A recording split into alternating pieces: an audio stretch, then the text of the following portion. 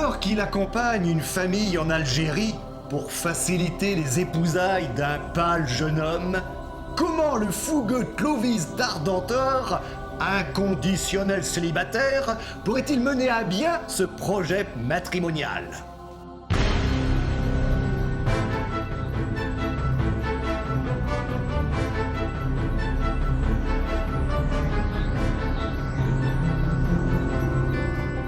Nous sommes à Sète, sur le bord de la Méditerranée. Le paquebot l'Argelès s'apprête à larguer les amarres pour relier la ville d'Oran en Algérie. Deux passagers, Marcel Lornant et Jean Taconna, regardent d'un œil amusé les autres voyageurs qui montent à bord. Une famille de bourgeois retient particulièrement leur attention. Il s'agit de monsieur et madame Désirandel, accompagnés de leur fils Agathocle, un garçon quelconque à la physionomie insignifiante. Issus de la petite bourgeoisie du Paris commerçant, Marcel Lornant et Jean Taconna sont cousins germains. Ces deux jeunes gens, orphelins l'un comme l'autre et de médiocre fortune, s'étaient décidés à partir pour Oran dans le but de s'engager dans le régiment du 7e chasseurs, espérant y faire une brillante carrière d'officier. Le héros de cette aventure, Clovis d'Ardenteur, jovial personnage, riche commerçant en tonnellerie de Perpignan, désormais retraité, accompagne la famille Désirandel pour les aider dans une affaire de la plus haute importance. Marier le jeune Agathocle à la fille d'une riche veuve perpignanaise désormais installée à Oran. Et il faut bien admettre que d'Ardenteur ne se faisait pas trop d'illusions sur la valeur de ce garçon. Mais à son avis, quand il s'agit de se transformer en mari, tous les hommes se valent, affirme-t-il.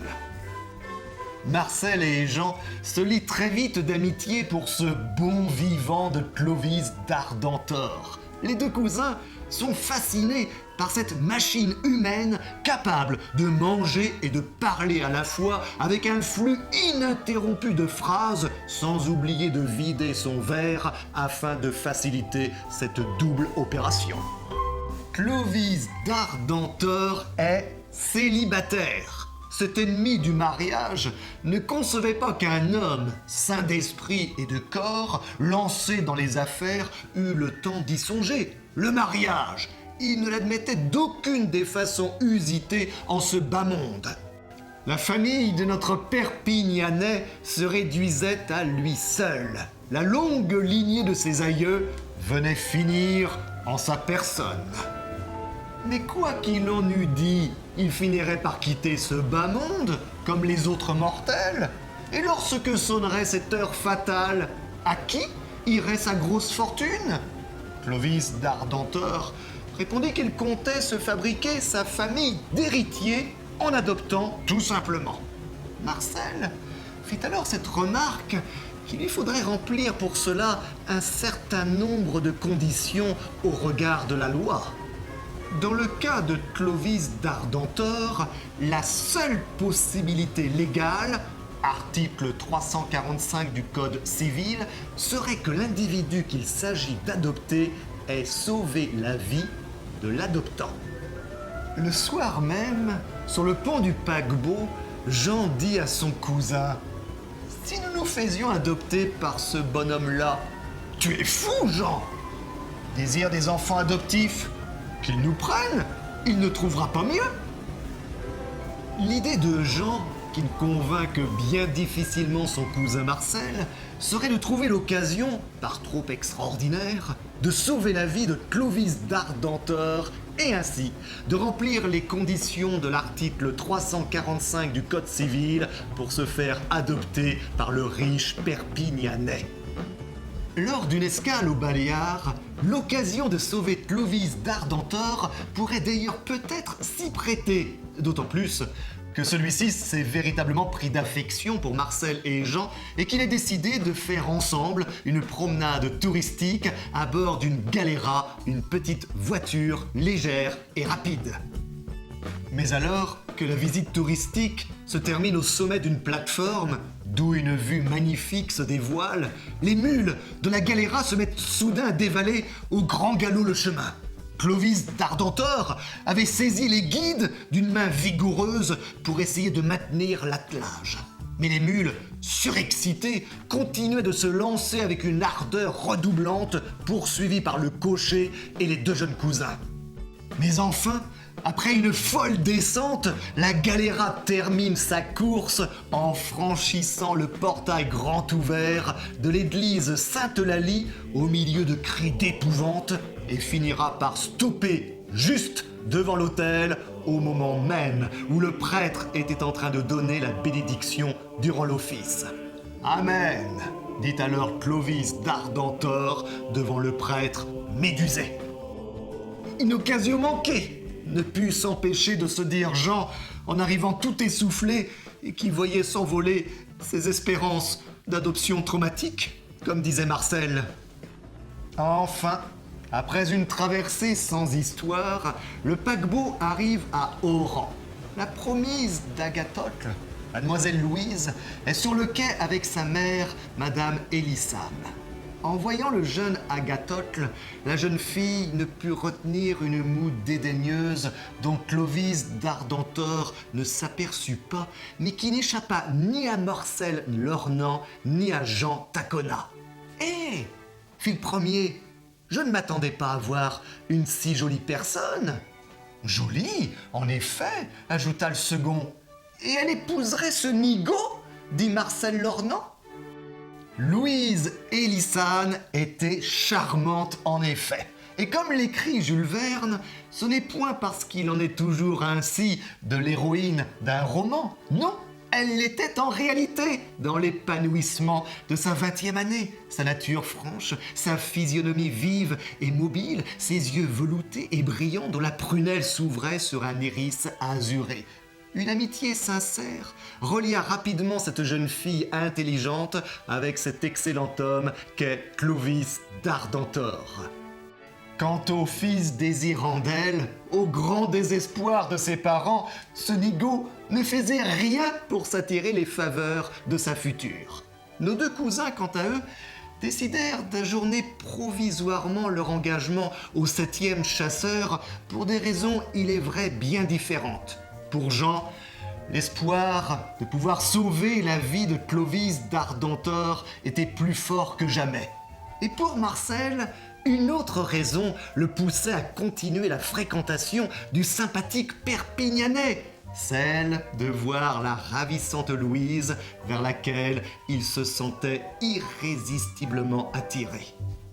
Mais rien ne va se passer comme prévu pour aucun des membres de cette histoire, à commencer par monsieur et madame Désirandel qui se mettent à reprocher à Clovis d'Ardentor de se faire accompagner de Jean et de Marcel, comprenant que ce dernier est en train de faire le travail que devrait faire leur fils auprès de Louise. Clovis d'Ardentor a alors l'idée d'organiser un périple touristique circulaire à travers l'Algérie pour le plaisir de la découverte, mais aussi en défendant l'idée que la promiscuité entre les voyageurs facilitera nécessairement le rapprochement entre Agathocle et Louise.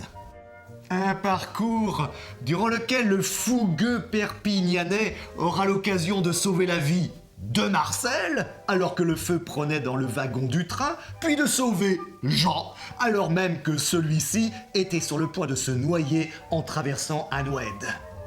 Jean ne décolérait pas. Lui, l'obligé de celui dont il voulait faire le sien. Quant à Marcel, s'il devinait dans le regard de Louise un amour partagé, il comprenait qu'une barrière sociale et surtout financière infranchissable empêcherait tout espoir d'union entre eux. Mais alors que nos héros sont sur le point d'arriver au bout de leur périple algérien circulaire, des rugissements se firent entendre. « Des lions !» s'écria le guide.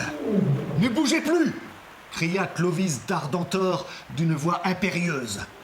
Ces animaux allaient-ils se jeter sur la caravane qu'ils regardaient de leurs yeux flamboyants? Soudain, les fauves attaquent. Des détonations éclatent. Un lion, au dernier degré de la fureur, se jette sur Clovis d'Ardentor. Jean Tacona courut vers lui, et soyez sûr qu'il ne songeait guère aux conditions imposées par le Code civil pour l'adoption. Il pressa sur la gâchette de son revolver, dont le dernier coup rata. La patte du lion allait s'abattre sur la poitrine de Clovis d'Ardentor lorsqu'un coup de feu éclata. L'énorme fauve, le crâne perforé, retomba mort à côté du Perpignanais. C'était Louise Élissane qui avait tiré à bout portant sur l'animal. « Sauvé, sauvé par elle !» s'écria Clovis d'Ardentor. Au dîner du soir, Clovis d'Ardentor se leva et s'adressa à Louise d'un ton sérieux qu'on ne lui connaissait guère. « Chère demoiselle, dit-il, vous m'avez sauvé dans un combat où, sans votre intervention, j'aurais perdu la vie. Aussi, avec la permission de madame votre mère, puisque vous remplissez les conditions exigées par l'article 345 du Code civil, mon plus vif désir serait-il de vous adopter. » « Monsieur, répliqua madame Élissane, assez interdite par cette proposition. « Pas d'objection !» répliqua le Perpignanais, « car si vous ne consentez pas, si je ne consens pas, je vous épouse, chère madame, et mademoiselle Louise deviendra ma fille tout de même. » Comment se termine ce roman ? Je puis vous révéler que monsieur et madame Désirandel repartiront avec leur fils Agathocle sur Perpignan, décontenancés, furieux, sans avoir pu réaliser le juteux mariage espéré avec Louise. Faut-il ajouter que Marcel Lornan fut marié en grande cérémonie avec Louise Élissane et que jamais ni son nom ni celui de Jean Tacona ne figurèrent sur les contrôles du 7e chasseur d'Afrique. Me dira-t-on, cela finit comme un vaudeville ? Eh bien, écrit Jules Verne, en conclusion, qu'est-ce ce récit ? Sinon un vaudeville, sans couplet, et avec le dénouement obligatoire du mariage à l'instant où le rideau baisse.